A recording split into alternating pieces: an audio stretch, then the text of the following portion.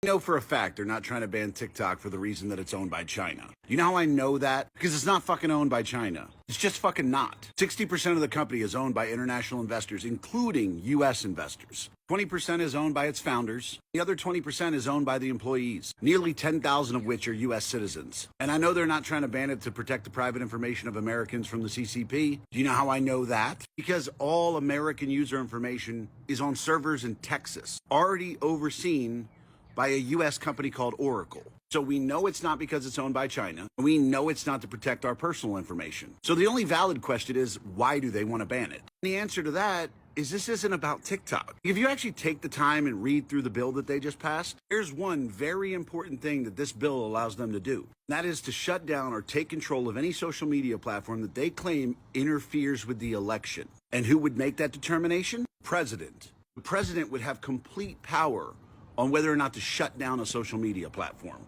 Oh, and if that platform wanted to appeal it, that is going to be ruled by the DC Court of Appeals. This concentrates power over all social media platforms that don't want to get in line, that don't want to give the government what they want, that don't want to do what the government says. That's all this is about. See, they tried to do this before. They tried to do it with Facebook and Instagram, but Facebook and Instagram got in line. They didn't do it with Twitter for a while because Twitter was doing what they told them to do. But then once Elon bought it, they tried it again because X wouldn't get in line. But they couldn't build up enough support for that. One, because Elon's a fucking billionaire. And two, because he's an American who's liked, and they couldn't get enough support to shut him down. So now they're trying it again using the specter of Chinese owned. Aren't you worried about your privacy? No, if I was worried about my privacy, I wouldn't use Google. I wouldn't use Alexa. I wouldn't shop on Amazon. I wouldn't use facial recognition on my phone. I wouldn't go on Facebook and Instagram because we know they're stealing our information. I wouldn't hold this phone in my hand because we all know it's listening. And people are wondering why the government was able to come together and agree on this. Why wouldn't they? Why would the government not come together and agree